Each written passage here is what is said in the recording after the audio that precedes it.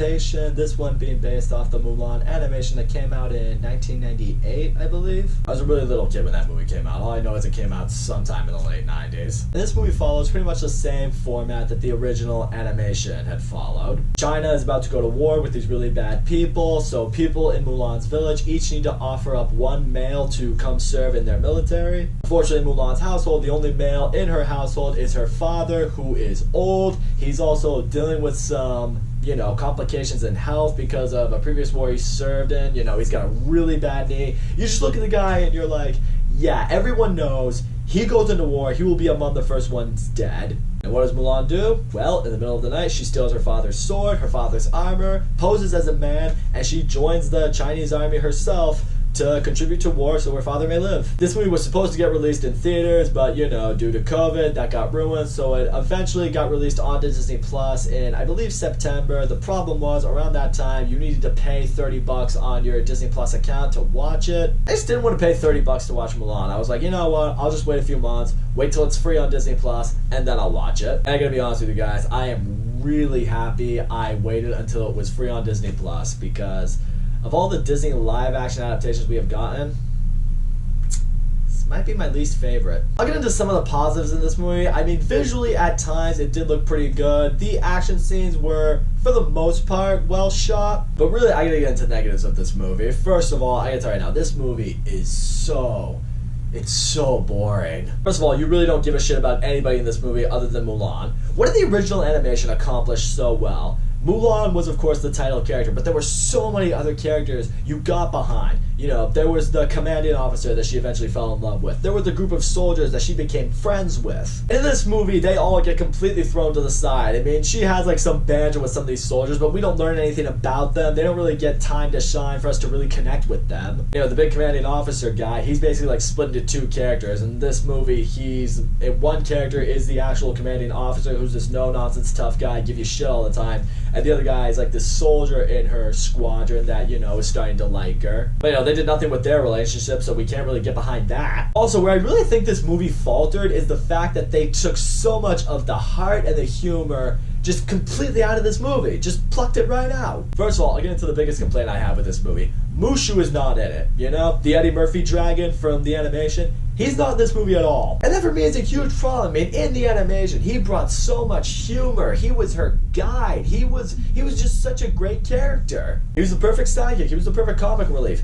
Why didn't you want him in this movie? Instead, they replaced him with this phoenix that just appears every once in a while in this movie and basically flies in the direction that she needs to go in. It was the most useless thing I've ever seen in my life. You take that phoenix out of this movie and the movie would have been no different. And some people are probably going to come at me with well, technically the movie's a live action adaptation of the animation Mulan, but the story of Mulan is hundreds of years old and has so many adaptations. Disney just probably wanted to make a realistic version of Mulan, which obviously wouldn't feature a talking dragon, you idiot. Okay, fine, fair enough. You want to make a realistic version of Mulan? Fine. Yeah, would it be darker? Would it be, a little more, I don't know, dry and dull? But you still threw a fucking phoenix into the movie. Last time I checked, I don't see phoenixes flying around anywhere.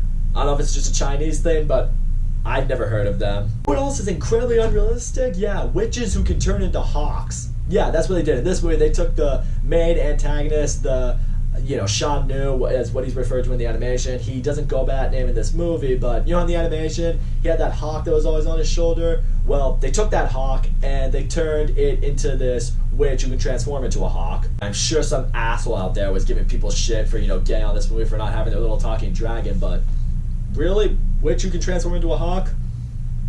You are something else. Whoever you are, you're something else. But really, the point of this witch lady, it didn't matter. It didn't matter. She does nothing in this movie. Oh, you know what her role is? You want to know what her role is? It's basically to illustrate how, fucking horrible the villains in this movie are, who, guess what, obviously the leader of the villain is a man, and, his followers are males. Basically, the moral of her story is she was casted out because she was a witch and she had powers, and, these guys brought her in, and, they've been enslaving her and making her kill people, and, men are this, and they're telling us, you're nothing without us, you're just a dog. Typical 2020 feminazi message, men are terrible, terrible and all women are victims, you know, all that fucking bullshit. And what does she do eventually in this movie? It's spoiler alert, but you know, who fucking cares? She finds Mulan, tells Mulan to stop pretending to be a guy and just go face them as the girl that you are. Just, you know, reveal your secret. It's better that way. And then the very next time you see her in the final battle, she just takes an arrow from Mulan and she dies. Honestly, here's all you had to do with the fucking stupid witch hawk. All you had to do, you take her out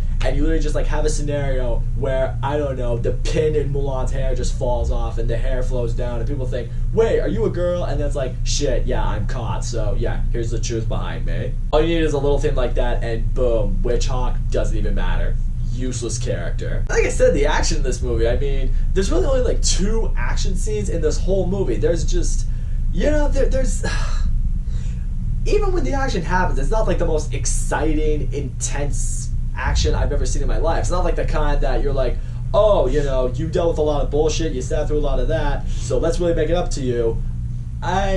Not really the case. As I mentioned, some of it's well shot and some of it is enjoyable, but there are moments where visually you're just like, okay, that's on a green screen. Okay, physics like don't apply in this movie. People run all over walls, they flip, you know, 20 feet in the air.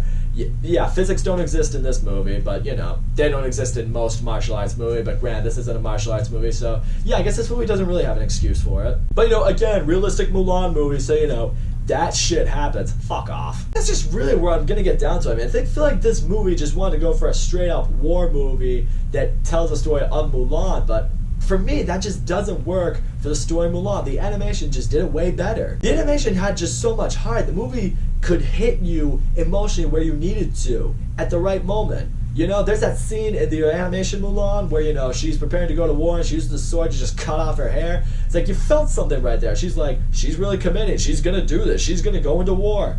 Shit. Nope, that scene's not in this movie. Even like, you know, in the scene in the animation where like you feel like that musical number's going on and then boom, nope, total change. You find that village where all the men, women, and children are dead and it hits the characters, it hits you as an audience. It's like, oh shit, yeah, this is war and people die, and you know, that's how quickly everything can change. In this movie, the exact same scenario happens, except we just jump right into the scene where, you know, the villagers just stumble upon the dead bodies everywhere. They're just like, oh, well, I guess that sucks, but move along, guys.